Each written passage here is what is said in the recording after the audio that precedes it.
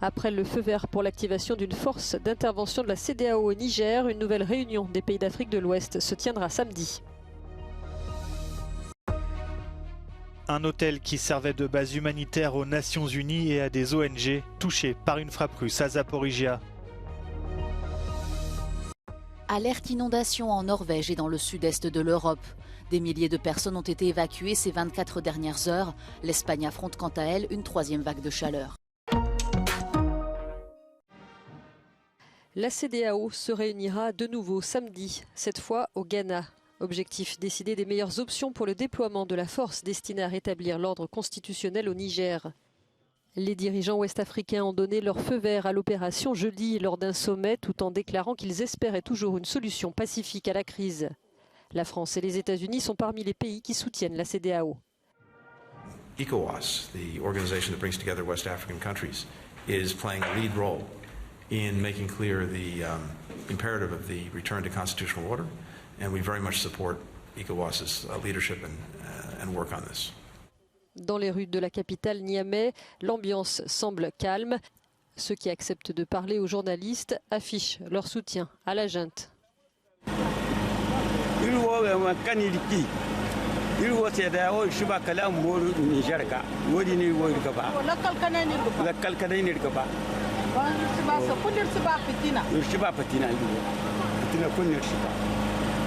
Les Nigériens, ils savent c'est à cause de quoi ils ont fait leur coup d'État. Ils savent quoi.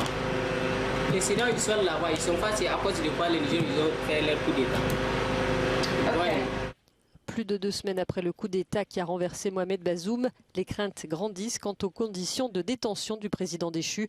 Selon les dernières informations, il serait privé de nourriture et de soins depuis plusieurs jours.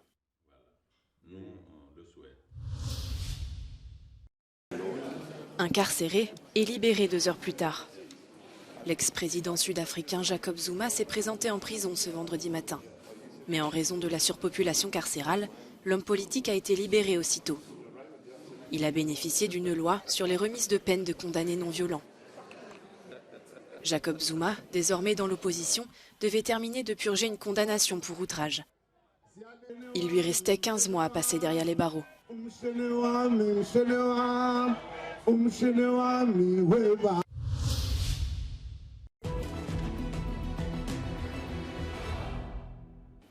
The Wagner Group continues to maintain a presence at facilities in Belarus, and the status of its rumored withdrawal to Russia remains unclear, says the Institute for the Study of War in its latest update. Satellite imagery collected on the 9th of August shows a significant number of vehicles at the Wagner camp in Tselnya Osipovichy in Belarus, and may even indicate that more vehicles have arrived at the base between the 1st and the 9th of August. The Wagner-affiliated source amplified a denial from an alleged Wagner fighter, wherein the fighter stated that the speculations are, quote, fantasies, although they acknowledged that many Wagner fighters themselves often do not learn about their deployments until the last moment. Ukrainian sources continue to report about expanding Wagner activity in the region of Brest, and a Wagner-affiliated source posted footage on the 10th of August showing that Wagner instructors continue to train Belarus military personnel. On the 7th of August, the Belarus Ministry of Defense announced that the 6th Separate Guards Mechanized Brigade would conduct an exercise in the area of Rodno of northwestern Belarus near the border with Poland and Lithuania. Minsk said that the exercise intended to incorporate lessons learned by the Russian military in Ukraine. The UK Defense Ministry says there is a realistic possibility that the Belarus troops will be joined by a small number of Wagner Group advisors acting in a training role. L'enquête avance après l'incendie mortel du gîte à Winsenheim en Alsace. 48 heures après le drame qui a coûté la vie à 11 personnes, la mairie de la commune située dans la banlieue de Colmar met en cause la propriétaire de l'établissement. Selon ses élus, cette ancienne grange transformée en centre d'accueil n'avait aucune autorisation. La bâtisse, qui hébergeait 28 vacanciers au moment du départ de feu, avait été déclarée bâtiment agricole et n'était donc pas habilitée pour accueillir des groupes de plus de 16 personnes. Les normes de sécurité n'étaient également pas respectées. Détecteurs de fumée pas adaptés, absence de porte-coupe-feu et d'un système d'alarme audible, l'incendie a donc pu se propager rapidement. Une enquête est ouverte pour rechercher les causes de la mort des victimes. Si les enquêteurs rassemblent assez d'éléments, elle pourrait être requalifiée en homicide involontaire. Alerte rouge en Norvège. Près de 4000 personnes ont été évacuées des zones sinistrées par la tempête Hans, qui a causé d'importantes inondations et dégâts. À plusieurs reprises, des hélicoptères ont été appelés pour évacuer des habitants des zones reculées. La majorité des routes entre le nord du pays et Oslo sont fermées. Jeg har akkurat fått en melding om at vi må evakueres umiddelbart. Og det gjelder da alle hus og blokker, tror jeg, som er nærmest elva. Vi ligger jo på en liten topp, så de er redd nå for at det kommer til å bli en jordskredfare. La dépression atmosphérique n'a pas épargné la Croatie.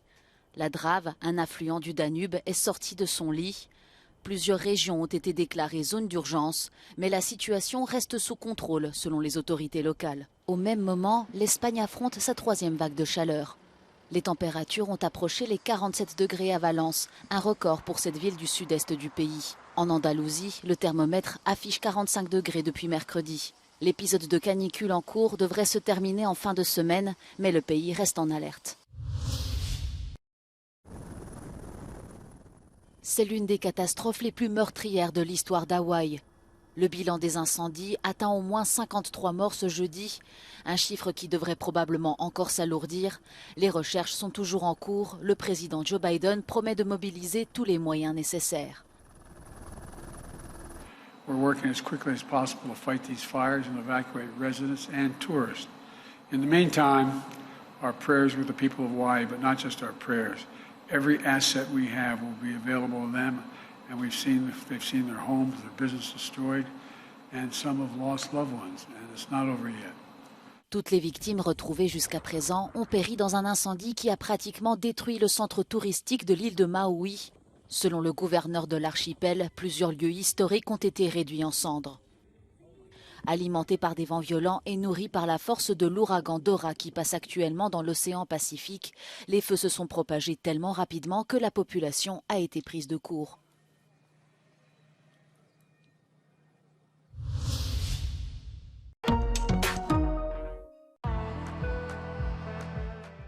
L'Espagne et la Suède, premières équipes qualifiées pour les demi-finales de la Coupe du Monde féminine de football.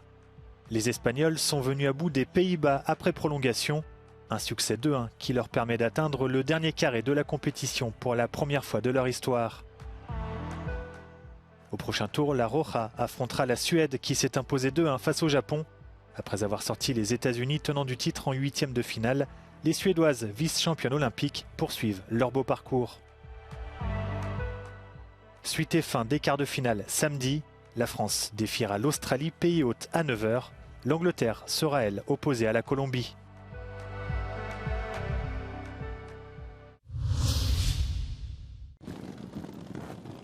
Le festival Sziget, l'un des plus importants d'Europe, ouvre ses portes aux plus de 100 000 visiteurs du monde entier attendus cette année. Végre megtelt emberekkel a Sziget Fesztivál bejárata, azaz a K-híd. 50 színpadon, több mint 1000 program. Erre számíthatnak majd az elkövetkezendő 6 napban. Munis de leurs tentes et de leur matériel de camping, beaucoup de festivaliers ont choisi d'être hébergés sur place pour profiter de l'ambiance festive jusqu'au bout et assister à toutes les représentations proposées. At the first time here, you realize that you can be whoever you want to be. Like I am the totally star.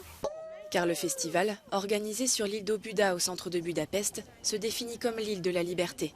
Not about music, not about people, not about vibes, not about alcohol, not about party. It's everything in one spot on one island, the Freedom Islands. Imagine Dragons, Florence and the Machine, Billie Eilish, des artistes de 62 pays seront présents sur scène et proposeront de la musique allant de la pop au rock, du jazz à la musique classique. Dans ce port de Toscane, tout le monde connaît Paolo, un pêcheur à l'âme à la fois militante et artistique. Depuis 40 ans, il se bat contre la pêche illégale qui détruit l'écosystème marin. Certains détournent l'interdiction de la pêche au chalut à moins de 3000 marins du littoral. D'autres n'hésitent pas à pêcher dans les réserves marines protégées. Selon Paolo, les politiques doivent prendre le problème à bras-le-corps. Da tanti anni che non è cambiato niente, dove ci sono le riserve marine protette, tipo Giannutri, Montecristo, Isola d'Elba, Capraia, Pianosa, la notte ci sono delle imbarcazioni che spengono la IS con quintali di catena che devastano completamente i fondali. È l'ora che la politica scenda in campo. Le chalutage près des côtes détruit notamment la posidonie, une plante marine qui donne de l'oxygène à la mer. Résultat, tout l'écosystème marin est dévasté et les poissons disparaissent. Pour contrer ce phénomène, Paolo a eu l'idée de créer un musée marin. Grâce à son association, la Maison du Poisson, il a réuni entrepreneurs et artistes pour déposer des statues sur les fonds marins, de quoi empêcher le chalutage et repeupler la mer.